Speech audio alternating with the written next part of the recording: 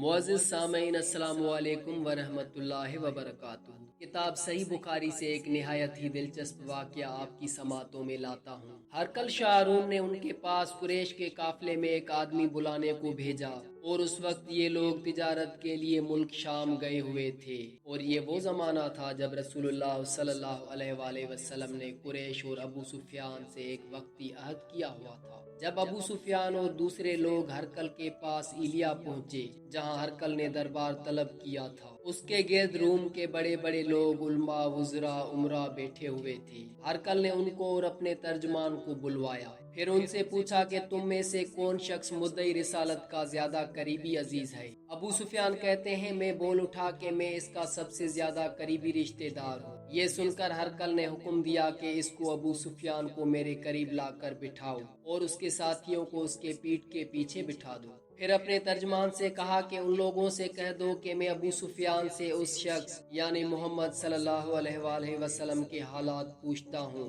अगर ये मुझसे किसी बात में झूठ बोल दे तो तुम इसका झूठ जाहिर कर देना। अबू सुफियान का कौल है, खुदा की कसम अगर मुझे ये गैरत ना आती कि ये लोग मुझको झुटलाएंगे तो मैं आप सल्लल्लाहु अलैहि वसल्लम की निस्बत जरूर गलत गोई से काम लेता। खैर, पहली बात जो हरकल ने मुझसे पूछी वो ये कि इस शख्स का खानदान तुम लोगों में कैसा है। मैंने कहा वो तो बड़े ऊंचे आली नस्ब वाले हैं। कहने लगा, उससे पहले भी किसी ने तुम लोगों में ऐसी बात कही थी। मैंने कहा नहीं। कहने लगा, अच्छा उसके बड़ों में कोई बादशाह हुआ है। मैंने कहा नहीं। फिर उसने कहा, बड़े लोगों ने उसकी पैरवी इख्तियार की है या कमजोरों ने। मैंने कहा कमजोरों ने। फिर कहने लगा, उसके ताबेदार रोज बढ़ते जाते हैं या कोई साथी फिर भी जाता है। मैंने कहा नहीं। कहने लगा, क्या अपने इस दावा नबूवत से पहले कभी किसी भी मौके पर उसने झूठ बोला है। मैंने कहा नहीं। और अब हमारी इससे सुलह की एक मुकर्ररा मुद्दत ठहरी हुई है, मालूम नहीं वो इसमें क्या करने वाला है। अबू सुफियान कहते हैं, मैं इस बात के सिवा और कोई झूठ इस गुफ्तगू में शामिल न कर सका। हरकल ने कहा, क्या तुम्हारी उससे कभी लड़ाई भी होती है। हमने कहा हाँ। बोला, फिर तुम्हारी और उसकी जंग का क्या हाल होता है। मैंने कहा, लड़ाई डोल की तरह है, कभी वो हमसे मैदान जंग जीत लेते हैं और कभी हम उनसे जीत लेते हैं।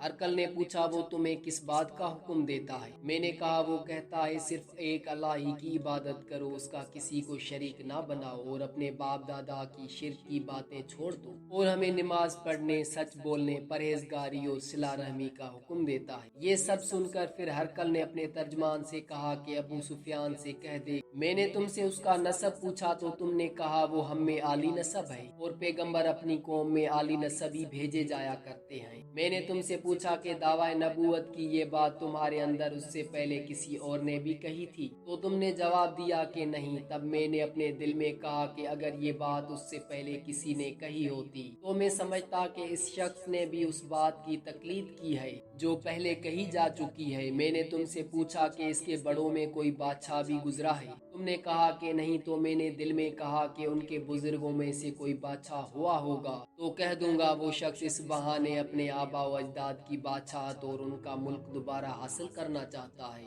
और मैंने तुमसे पूछा कि इस बात के कहने यानी पैगंबरी का दावा करने से पहले तुमने कभी इसको दरोगोई का इल्जाम लगाया है। तुमने कहा कि नहीं। तो मैंने समझ लिया जो शख्स आदमियों के साथ दरोगोई से बचे वो अल्लाह के बारे में कैसे झूठ बात कह सकता है। और मैंने तुमसे पूछा कि बड़े लोग उसके पैरू होते हैं या कमजोर आदमी। तुमने कहा कमजोरों ने उसकी इत्तबा की है। तो दरअसल यही लोग पैगंबरों के मुत्तबईन होते हैं। और मैंने तुमसे पूछा कि उसके साथी बढ़ रहे हैं या कम हो रहे हैं। तुमने कहा वो बढ़ रहे हैं और ईमान की कैफियत यही होती है हत्ता कि वो कामिल हो जाता है। और मैंने तुमसे पूछा कि आया कोई शख्स उसके दीन से नाखुश होकर मुर्तद भी हो जाता है। तुमने कहा नहीं। तो ईमान की खासियत भी यही है, जिनके दिलों में उसकी मुसरत रच बस जाए वो उससे लोटा नहीं करते। और मैंने तुमसे पूछा कि आया वो कभी अहद शक्नी करते हैं। तुमने कहा नहीं। पैगंबरों का यही हाल होता है, वो अहद की खिलाफ वर्जी नहीं करते। और मैंने तुमसे कहा कि वो तुमसे किस चीज के लिए कहते हैं। तुमने कहा वो हमें हुक्म देते हैं कि अल्लाह की इबादत करो, उसके साथ किसी को शरीक ना ठहराओ और तुम्हें बुतों की परस्तश से रोकते हैं,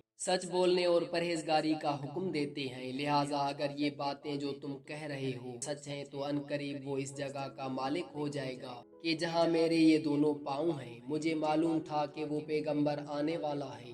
مگر مجھے یہ معلوم نہیں تھا کہ وہ تمہارے اندر ہوگا۔ اگر میں جانتا اس تک پہنچ سکوں گا تو اس سے ملنے کے لیے ہر تکلیف گوارا کرتا۔ اگر میں اس کے پاس ہوتا تو اس کے پاؤں دھوتا۔ ہرقل نے رسول اللہ صلی اللہ علیہ وآلہ وسلم کا وہ خط منگایا جو آپ نے وحی کلبی رضی اللہ عنہ کے ذریعے حاکم بصرہ کے پاس بھیجا تھا، اور اس نے وہ ہرقل کے پاس بھیج دیا تھا۔ پھر اس کو پڑھا تو اس میں لکھا تھا، اللہ کے نام کے ساتھ جو نہایت مہربان اور رحم والا ہے۔ اللہ کے بندے اور اس کے پیغمبر محمد صلی اللہ علیہ وآلہ وسلم کی طرف سے یہ خط ہے شاہ روم کے لیے۔ اس شخص پر سلام ہو جو ہدایت کی پیروی کرے اور اس کے بعد آپ کے سامنے دعوت اسلام پیش کرتا ہوں۔ اگر آپ اسلام لے آئیں گے تو دین و دنیا میں سلامتی نصیب ہوگی، اللہ آپ کو دوہرا ثواب دے گا، اور اگر آپ میری دعوت سے روگردانی کریں گے تو آپ کی ریا کا گناہ بھی آپ ہی پر ہوگا۔ اور اے اہل کتاب، ایک ایسی بات پر آ جاؤ جو ہمارے اور تمہارے درمیان یکساں ہے، وہ یہ کہ ہم اللہ کے سوا کسی اور کی عبادت نہ کریں اور کسی کو اس کا شریک نہ ٹھہرائیں، اور نہ ہم میں سے کوئی کسی کو خدا کے سوا اپنا رب بنائے۔ پھر اگر وہ اہل کتاب اس بات سے منہ پھیر لیں تو مسلمانوں، تم ان سے کہہ دو کہ تم مانو یا نہ مانو،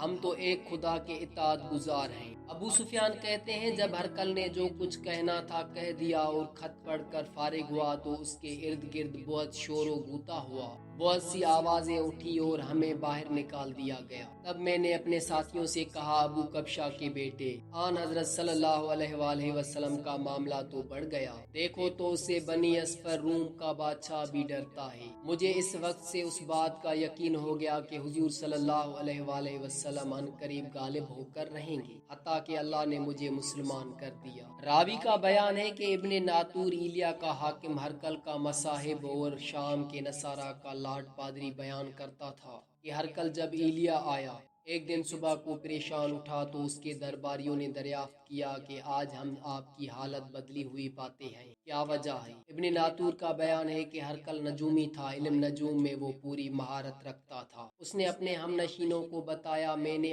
آج رات ستاروں پر نظر ڈالی تو دیکھا ختنہ کرنے والوں کا بادشاہ ہمارے ملک پر غالب آ گیا ہے۔ بھلا اس زمانے میں کون لوگ ختنہ کرتے ہیں؟ انہوں نے کہا کہ یہود کے سوا کوئی ختنہ نہیں کرتا، سو ان کی وجہ سے پریشان نہ ہوں۔ سلطنت کے تمام شہروں میں یہ حکم لکھ کر بھیجیے، وہاں جتنے یہودی ہوں سب قتل کر دیے جائیں۔ وہ لوگ انہی باتوں میں مشغول تھے کہ ہرقل کے پاس ایک آدمی لایا گیا جسے شاہ غسان نے بھیجا تھا۔ اس نے رسول اللہ صلی اللہ علیہ وآلہ وسلم کے حالات بیان کیے۔ جب ہرقل نے سارے حالات سن لیے تو کہا کہ جا کر دیکھو وہ ختنہ کیے ہوئے ہیں یا نہیں۔ انہوں نے اسے دیکھا تو بتلایا وہ ختنہ کیا ہوا ہے۔ ہرقل نے جب اس شخص سے عرب کے بارے میں پوچھا تو اس نے بتایا کہ وہ ختنہ کرتے ہیں۔ تب ہرقل نے کہا کہ یہی محمد صلی اللہ علیہ وآلہ وسلم اس امت کے بادشاہ ہیں جو پیدا ہو چکے ہیں۔ پھر اس نے اپنے ایک دوست کو رومیہ خط لکھا اور وہ بھی علم نجوم میں ہرقل کی طرح ماہر تھا۔ پھر وہاں سے ہرقل حمص چلا گیا، ابھی حمص سے نکلا نہیں تھا کہ اس کے دوست کا خط اس کے جواب میں آ گیا۔ اس کی رائے بھی حضور صلی اللہ علیہ وآلہ وسلم کے ظہور کے بارے میں ہرقل کے موافق تھی کہ محمد صلی اللہ علیہ وآلہ وسلم واقعی پیغمبر ہیں۔ اس کے بعد ہرقل نے روم کے بڑے آدمیوں کو اپنے حمص کے محل میں طلب کیا اور اس کے حکم سے محل کے دروازے بند کر دیے گئے۔ پھر وہ اپنے خاص محل سے باہر آیا اور کہا، اے روم والوں، کیا ہدایت اور کامیابی میں کچھ حصہ تمہارے لیے بھی ہے؟